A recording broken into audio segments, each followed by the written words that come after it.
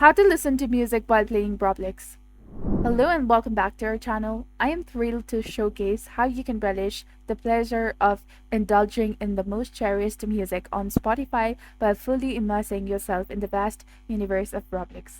Let's kick things off by opening the Spotify first and opting for a tune or playlist that perfectly complements the ambience of your gaming adventure. For instance, let's carefully pick out a specific track. Please hold off on hitting play just yet. Subsequently, launch Roblox and join a game.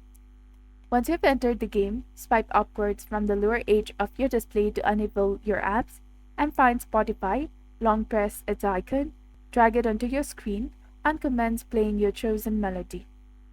Following your musical interlude, smoothly swipe Spotify away from your screen to seamlessly resume your gaming journey. So that concludes our session for now. This is how you can listen to music while playing Roblox. If you found this guide to be helpful, do not forget to like, comment, share, and subscribe to our channel for more amazing tips and tutorials. And don't forget to hit that bell icon to stay updated with our latest content. Thank you for watching. See you in the next video.